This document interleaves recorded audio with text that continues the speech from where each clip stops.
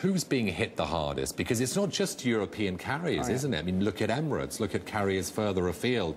All the industry is being hurt by this, aren't they? Absolutely. I mean, the U.S. carriers that operate here, they've been losing about $20 million or so as well. It's not just Europe. It's the whole. I mean, obviously, from my perspective and my interest in terms of aviation, the global economy relies on air travel, and this occasion proves to the activists who are trying to curb the growth to show that the airline industry is very important to the global economy, so therefore its growth should continue. Willie Walsh yesterday, the BA CEO, calling for aid from European governments because he's saying, and airlines are saying, that this is worse than 9/11. Is that true? Yeah, it is worse. I mean, in 9/11, flights were grounded across the United States for about 3 days.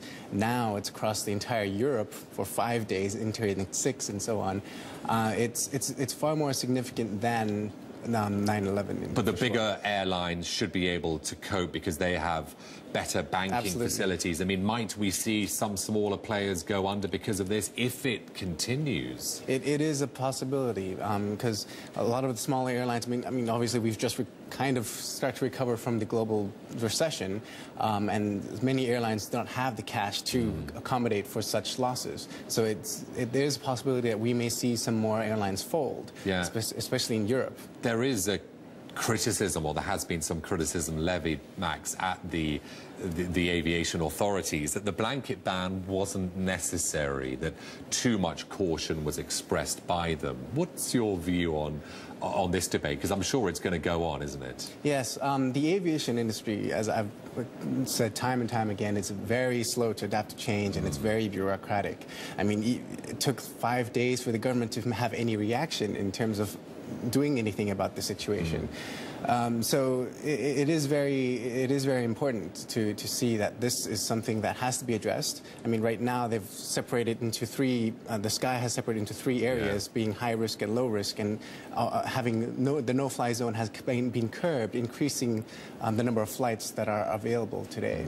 But a new cloud of ash is coming towards us. I mean, if, like the last time this volcano erupted, you know, in the 1820s, you know, the ash plume lasted for a year, didn't it? Over a year. Let's say that happened. It all depends on weather, of course, wind conditions. But if this lasts for, let's say, a few months rather than a few weeks, I mean, the industry would be devastated, wouldn't it? Well, absolutely. I mean, right now there are flight tests being conducted by actual proper flying laboratories rather than BA claiming that they're doing flight tests. You think that's just a publicity stunt? It is absolutely publicity stunt. I mean, they don't have any testing equipment, and to claim that it's safe to fly is far from reality. But the flying labs, what are they telling us right now? They still say that there are some dust particles in there, which has to be assessed further into how it will significantly impact the aircraft.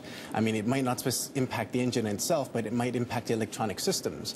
When KLM, Air France, BA did their flight tests, it was only for a short period of time, and we don't know the long-term effect of that. So as tests continue, we will see how that develops.